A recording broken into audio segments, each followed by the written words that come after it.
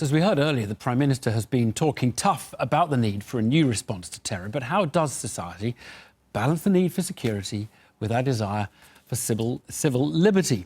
Well, Henna Rai founded the Women Against Radicalisation Network, and Anas Altikriti is CEO of the think tank, the Cordoba Foundation. Evening to you both. Good evening. I really want to focus on these people who are not violent, but who were the kind of people that were hanging around in the ambience of one of the killers we know. What do you think our attitude should be to that? Those extreme positions, non-violent? It's a difficult question. We need to address the issues that are contributing towards these people who are essentially non-violent to begin with, but then move on to do violent acts later on. What is the actual cause behind it, and what that root cause is, how we can actually tackle that. But what's your gut instinct? Do you think we just stand blithely by while people express views that are very anti-Western, very extreme, maybe even flirting with the ISIS, but who seem to show no sign of actually wanting to attack us or kill us? Well, actually, if that was the solution to it, I would never have founded my organisation, which was in response to such views.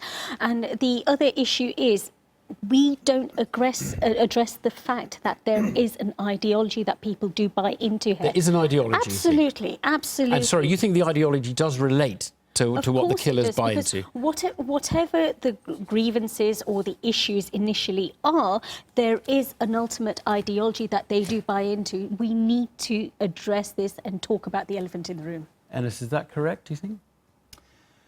I always have a problem when politicians start talking about ideology. I don't think it's their mandate. I don't think it's their remit. I don't think they're good at it. In fact, if anything, I think that they make things worse. They don't understand it.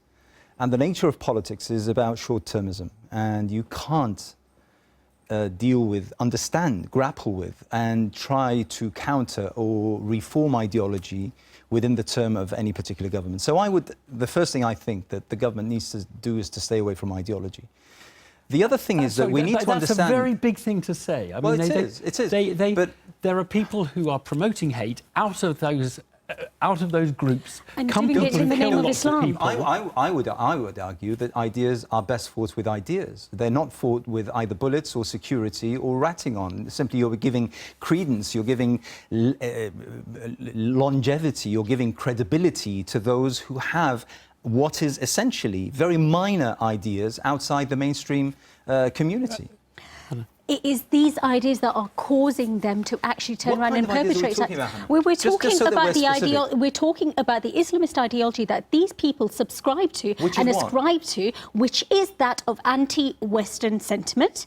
It is that of hate. 99.9% of Muslims don't subscribe to that. However, the loudest voices at this moment in time are of those extremists and their sympathisers who actually have a legitimate platform here in the UK. Yes. Go around the mosques, up and down the country, point to one particular mosque. There are many organisations who call themselves representatives of Muslims within the UK. However, they will subscribe to sectarianism. They will subscribe to sympathy with extremist ideology. I would suggest that those are rejected by the mainstream. Of course, they're rejected by the mainstream. The issue is how you deal with the small number who are not.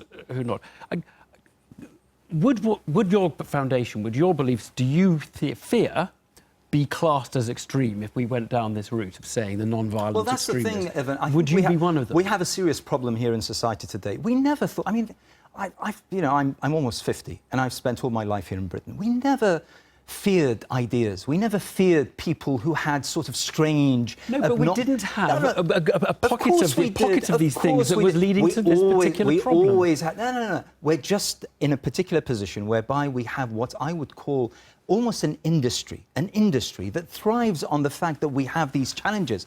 I would suggest this. Why is it that we fear those with what we call controversial ideas so much? Why is it that today we are shutting down political debate, we are shutting down people expressing their views, expressing their sentiments, and what is happening?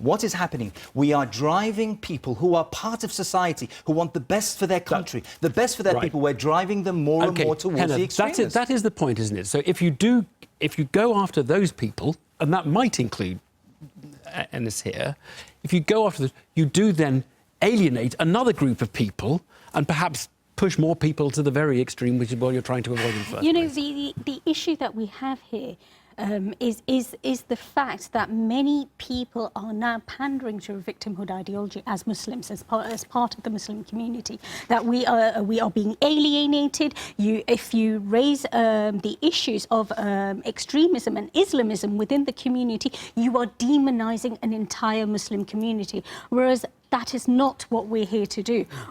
If there wasn't a problem, organisations like mine would not exist. And there is a clear problem. We need to address that problem. I fear that where we are at today is that anyone who speaks outside a particular boundary, which is narrowing more and more and more, unfortunately, due to the politicians getting involved with trying to reform ideology, I feel what's happening is that we are classifying more and more people who could do good. How many people, amongst the people, Henna, that you are working against, how many of those could have had a conversation and stopped Salman Abedi from doing what he did? How many people could have stopped the killers on Saturday do what they did? But the problem is that they are being, believe you me, believe you me, believe you me. Previously called jihadists, I'm not talking about necessarily people. about organisations. Why is it that you're really hang up about organisations? No, because individuals we have 3 million are part Muslims, of these organisations. We have 3 million British Muslims who care about their country, who care about their people, but who are horrified about the attacks that happened on Saturday and before that on at the same time. Unfortunately, you are excluding a big chunk of those simply because they express views that you don't like. And we need to leave it there. I'm so sorry. We really do need to leave it there. Points taken. Thank you very much, Henna. Thank you very much, both of you.